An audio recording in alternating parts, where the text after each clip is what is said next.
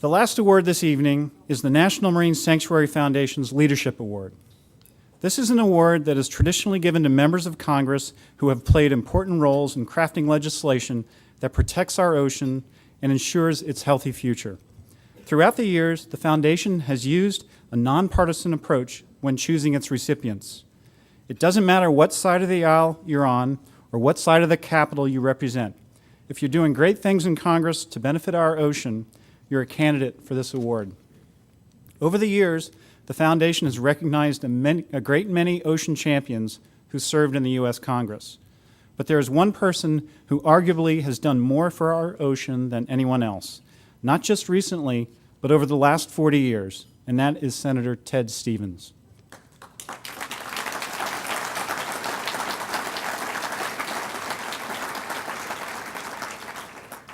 He recognized the importance of the ocean for both his state and his nation long before many others did, and he made it a priority and a passion in his political legacy.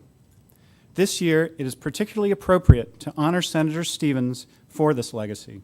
This year, we celebrate the 35th anniversary of the law that bears his name, the Magnuson-Stevens Fishery Conservation and Management Act, which was passed into law in 1976. It was the last amendment of this law in 2006, led by Senator Stevens, that established once and for all a requirement to end overfishing in U.S. waters. And this year, led by Dr. Lubchenco, NOAA has made great strides and powerful announcements to implement the law and see this requirement fulfilled.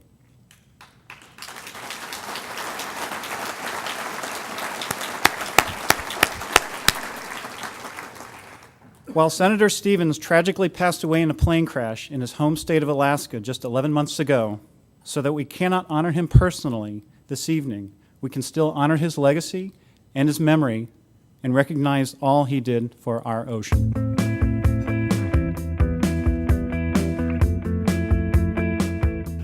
Ted and I both had the privilege of representing states surrounded by water.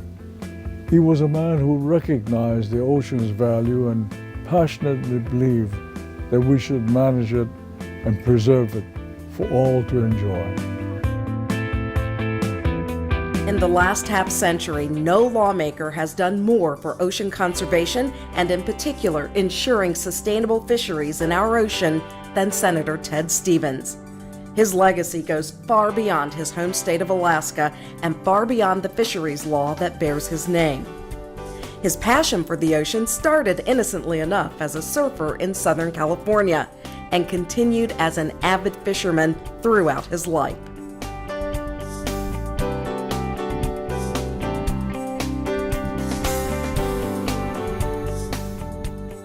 He showed his determination and tenacity early in his career in overcoming a failed vision exam to go on to serve with distinction in the Army Air Corps as a flying tiger in China during World War II. He showed his commitment to Alaska and passion for politics as solicitor for the U.S. Department of the Interior under President Eisenhower in leading the efforts to secure statehood for Alaska. Appointed as U.S. Senator by then-Governor Wally Hickel in 1968, Senator Ted Stevens went on to become the longest-serving Republican senator in history. He assumed powerful positions in the Republican leadership as chair of various committees and as president pro tempore of the Senate. Among the most indelible hallmarks of his career was his ability to work across party lines and to establish friendships that transcended politics, as well as his strong sense of humor. It was early in his Senate career that Senator Stevens began to focus on ocean governance and fisheries, not only as they related to Alaska, but as they related to the nation and the world. I first knew of Senator Stevens as this larger-than-life champion for Alaska and for the ocean.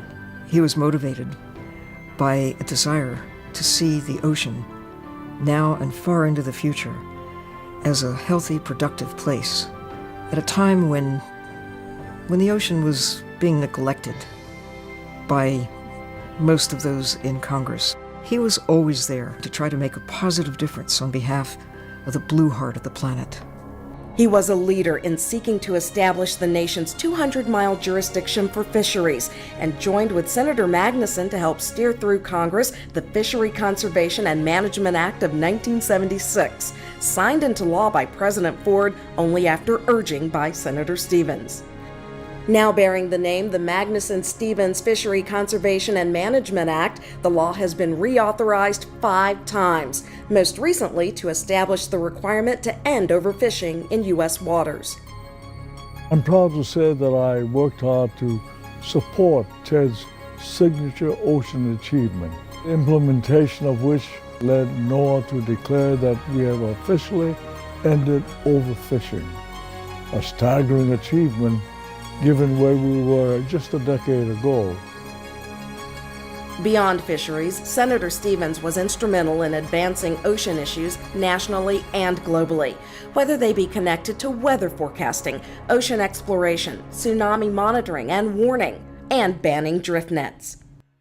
He helped shape the fabric of U.S. marine policy, and over his career, he created a lasting legacy on behalf of our ocean and its resources.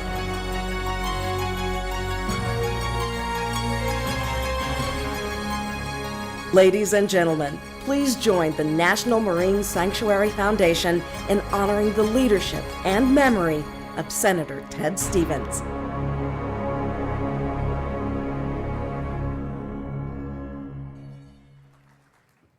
It's now my great honor to introduce Senator John Kerry to present the Foundation's Leadership Award to Lily Becker Stevens, who will accept the award in memory of Senator Stevens.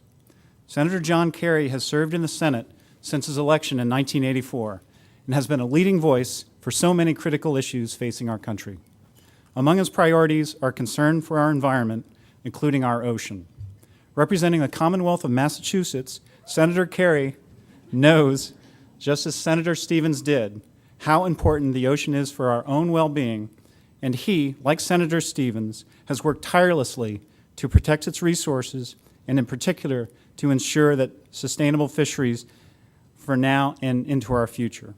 A decorated veteran, 25 years serving in the Senate, 45 years in public service, currently chair of the U.S. Senate Committee on Foreign Relations. Ladies and gentlemen, please join me in welcoming Senator John Kerry.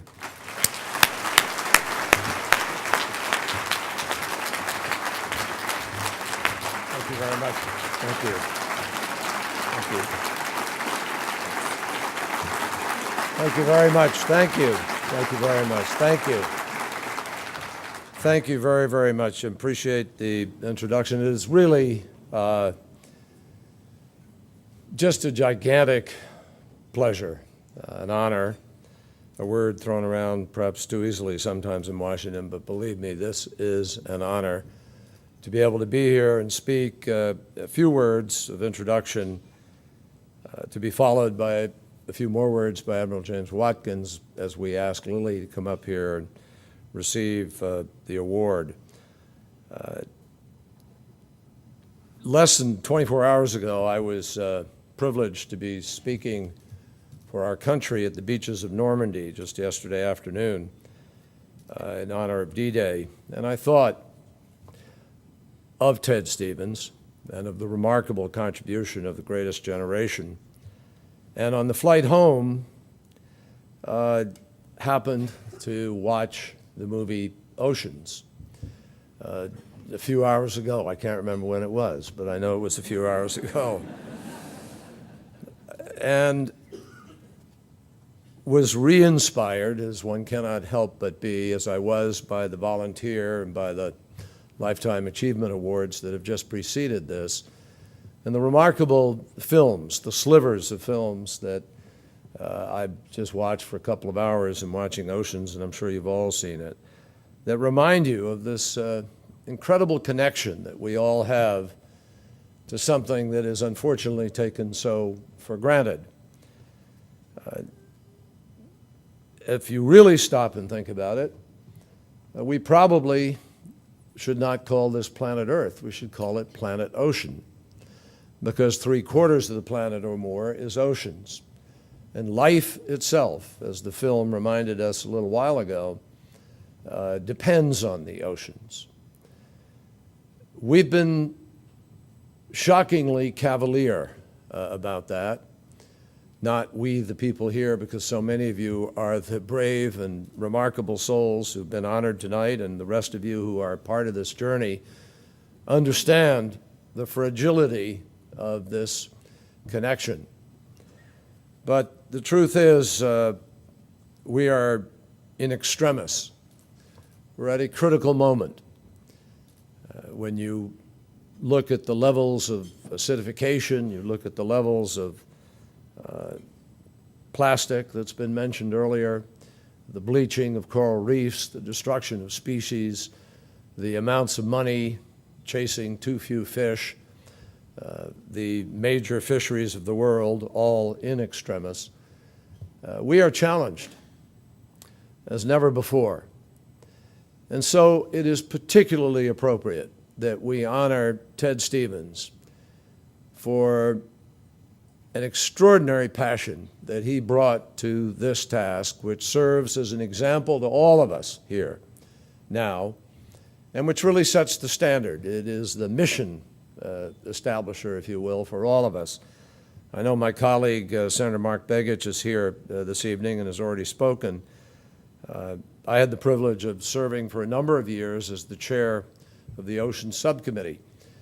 And Ted and I bounced back and forth as the Senate bounced back and forth, either being chairman or ranking member of that committee, which is when we worked so closely together.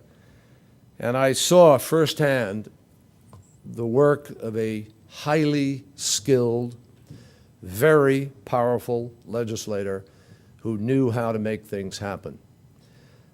Ted Stevens really was remarkable in his understanding and his love, really, for the oceans. It was bigger than just a job.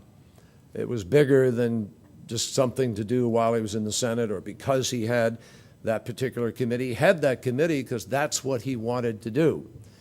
And even when he was the most senior person in the United States Senate, President pro tem of the Senate, a leader of his party, Ted made certain that he was on that committee because he understood that our emotions, immense and eternal in appearance,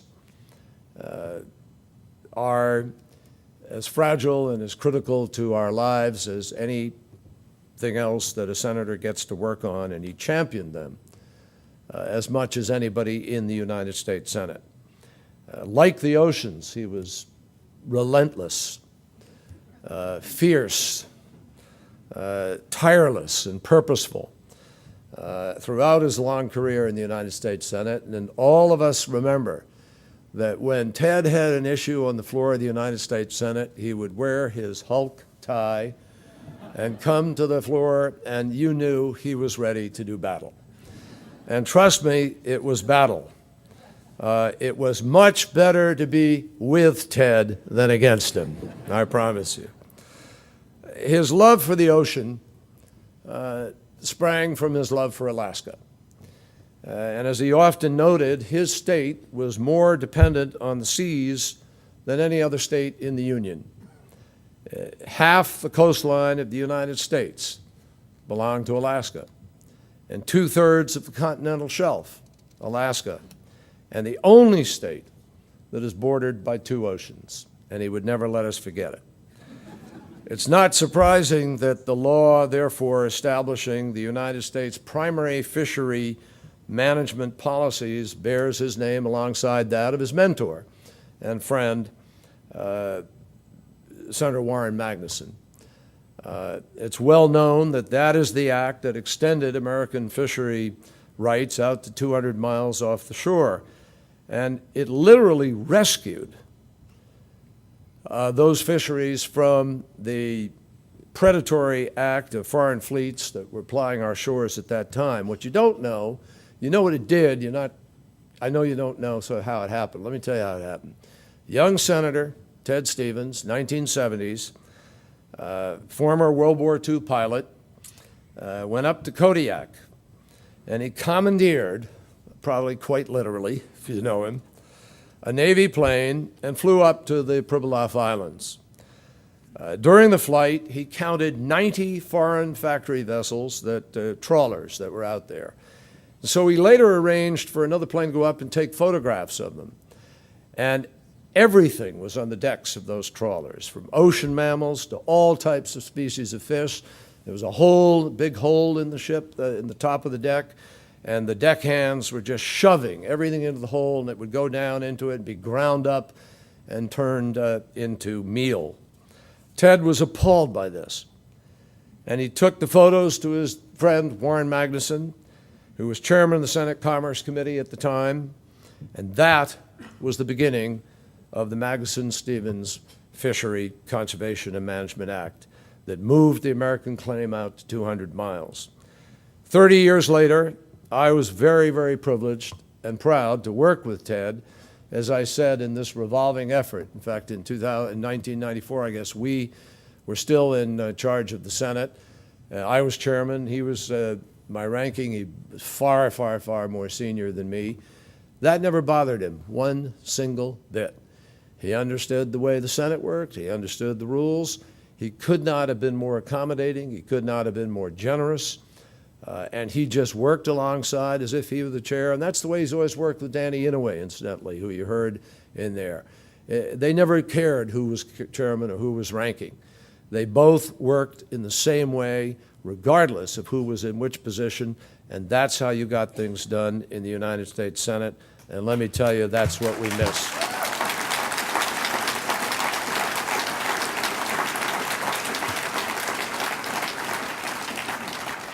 So in 2006, after one of those revolutions, we worked together to get the Magnuson-Stevenson Act passed.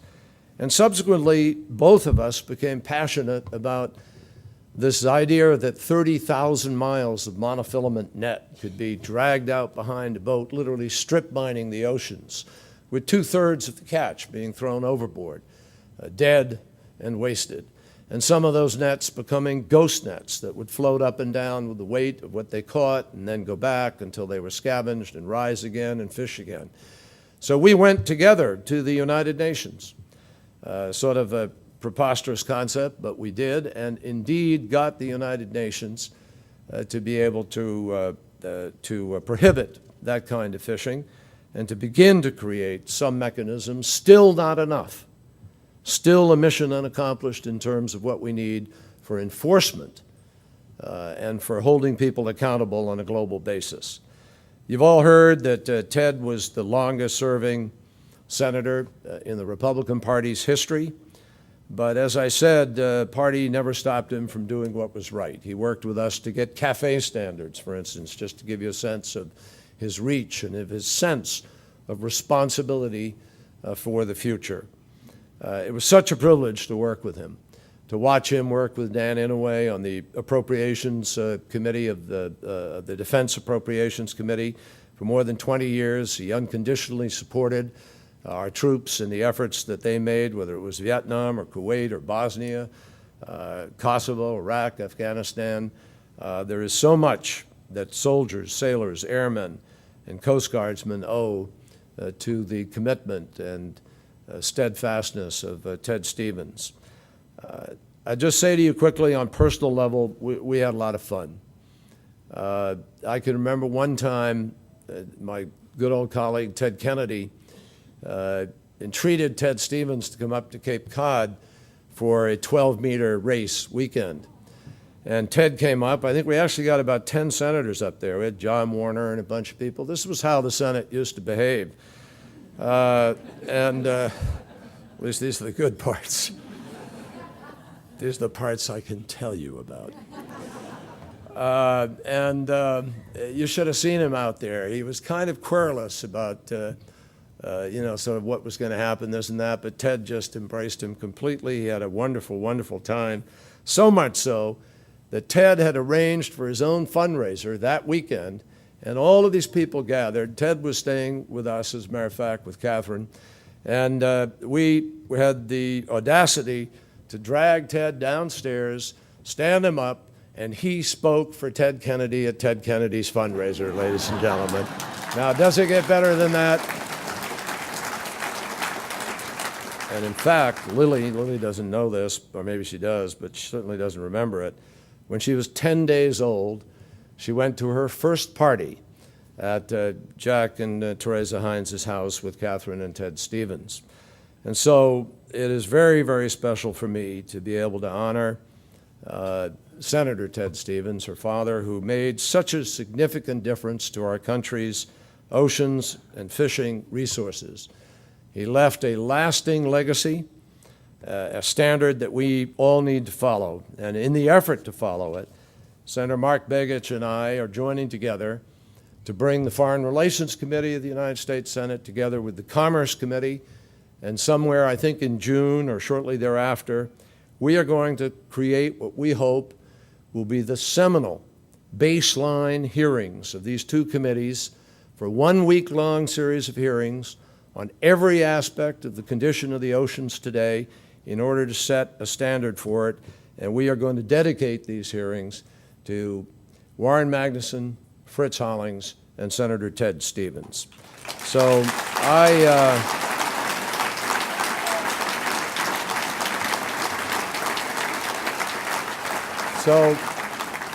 I want to thank Catherine and Lily for sharing this great American with us. I want to thank the Sanctuary Foundation for honoring this man who deserves this award, really the Alaskan of the century, a great United States Senator, and one who knew how to pick the right thing to fight for.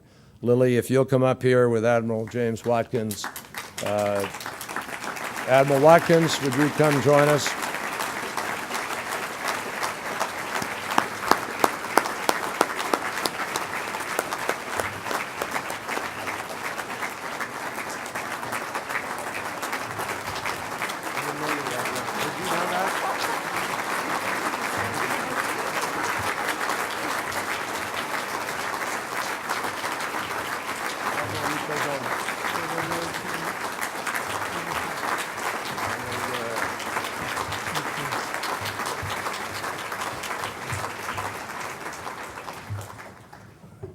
What exciting words tonight. We reauthorized the Magnuson-Stevens Fishery Management Act 5 times. We have never authorized a national ocean policy 5 times. We've not done it once. And what I heard tonight from Senator Stevens was the first positive thing that I've heard in 25 years. We're actually going to try to put something together and pass it on Capitol Hill in a congenial way, the way the Senate used to work.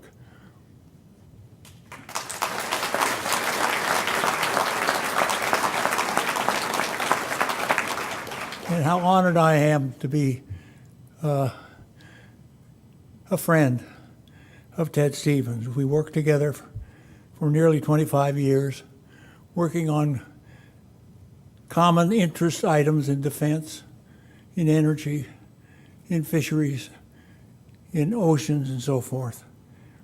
What a wonderful leader he was in the Senate. One we desperately need to find again in greater numbers. People like Senator Kerry, Vegas, and others are just beginning, I think, to get the message out that this is an important national economic issue.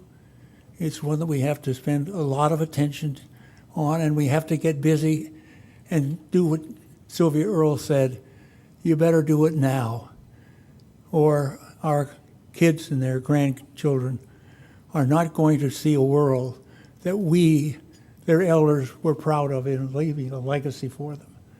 So I'm honored to be the deliverer of this award to Lily tonight. Catherine is here with us, another wonderful friend. And the Stevens family will always be heavy in my heart as a great American, a great leader, one who actually did things amazing. He actually accomplished things.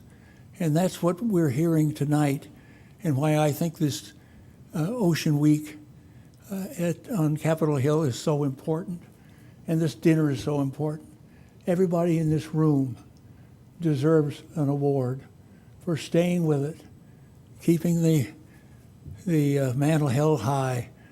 We're going to win this thing, and I think we're on the start of a new era on the oceans, and it's important to us and to mankind. And Lily, we're extremely honored that the foundation has elected you to be the recipient of this award tonight. So if you'll come up, I'll be delighted to present it. Admiral, present that. Lily, great.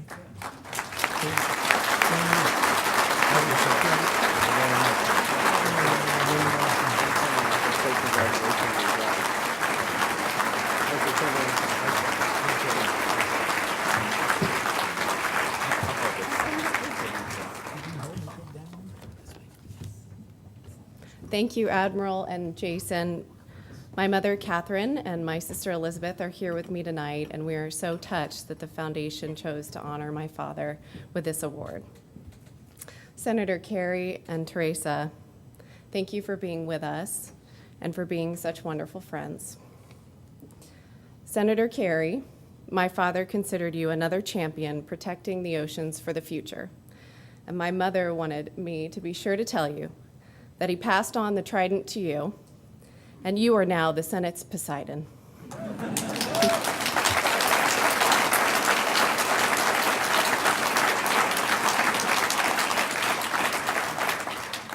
I grew up with a father who was so dedicated to his love of the sea that, as you've seen in the video tonight, he kept his 12-foot, 100-pound wood surfboard in the corner of his Senate office as a reminder of his endless summers, and I think also as a reminder that even a surf bum can get a job. Dad was passionate about scientific research and the oceans, on the oceans throughout his life, from tsunami alerts for our coastal communities to Antarctic research on the polar ice, neutrinos, and fish that survive freezing temperatures. He loved to take on battles involving the sea, and with Senator Kerry, won the battle for an international ban on those dreaded high seas drift nets.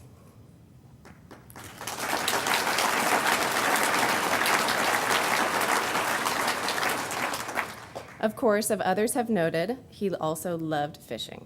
He spent many hours fishing around Alaska, both to enjoy his favorite pastime and to learn about issues facing coastal communities.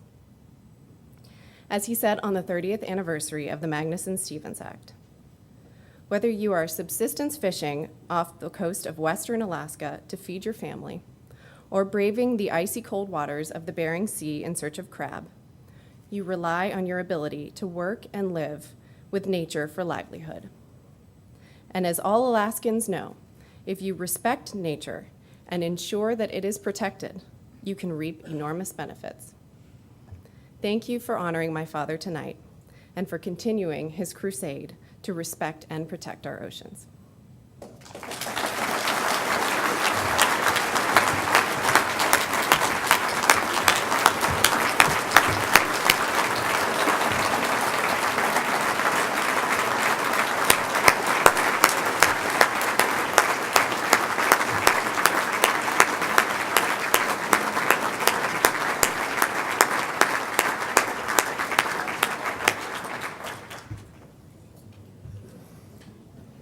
Thank you, Senator Kerry, Admiral Watkins, and Lily Becker Stevens.